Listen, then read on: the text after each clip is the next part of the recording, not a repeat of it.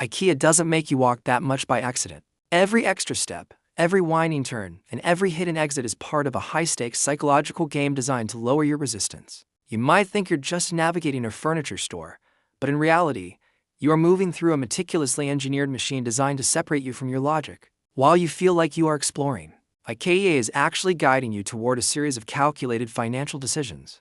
To understand the power of this maze, we have to look past the frustration of the long walk and into the architecture of impulse. Act 1. The frustration.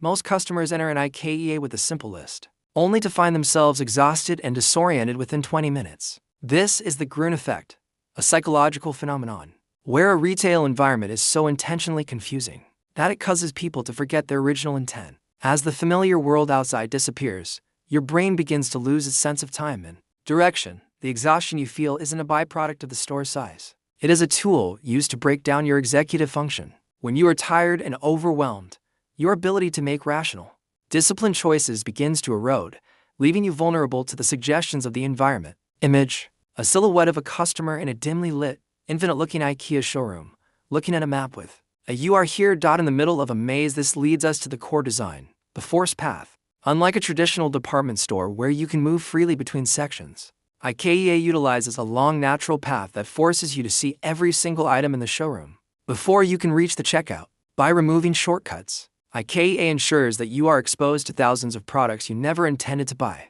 This is paired with decision fatigue. By the time you reach the marketplace, your brain has already processed hundreds of choices from sofa fabrics to kitchen layouts. This cognitive overload makes you more likely to say yes to smaller, low-cost items like candles or kitchen utensils simply because your brain is too tired to say no. The design also relies on contextual priming. By placing products in fully realized room sets, IKEA isn't just selling you a chair. They're selling you a version of yourself. You see a perfectly organized office or a cozy living room, and your brain begins to bridge the gap between your current reality and the idealized life on display.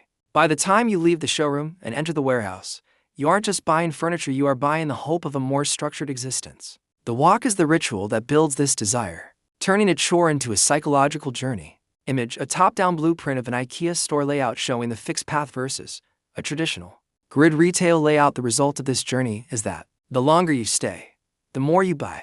This is not just a theory. It is a statistical certainty that IKEA has mastered. Every extra minute spent in the store increases the basket value of the average customer. Because you've already invested so much time and physical effort into the walk, you feel a subconscious need to justify the trip by filling your cart.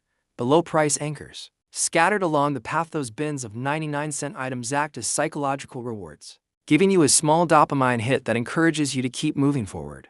By the time you reach the cafeteria, the strategy has reached its peak. The famous IKEA meatballs aren't there just for sustenance. They are a loss leader designed to reinforce the idea that IKEA is affordable. If the food is that cheap, the thinking goes, the furniture must be a bargain too. This final reset of your price sensitivity prepares you for the high-volume marketplace. At the end of the maze, the result is a business model that converts physical movement into massive revenue, proving that if you can control a person's path, you can control their wallet. Image: a bar chart showing the correlation between time spent in store and average transaction value. As we look at the modern retail landscape, the realization is calm but profound. IKEA hasn't built a store.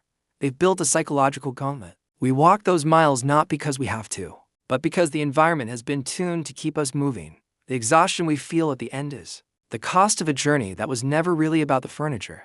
It was about the slow, steady erosion of our discipline. The next time you find yourself following those arrows on the floor, remember that you aren't the one doing the navigating. You are being moved through a system that knows exactly when you'll get tired, when you'll get hungry, and exactly when you'll finally give in. The maze isn't a flaw in the building, it's the foundation of the empire.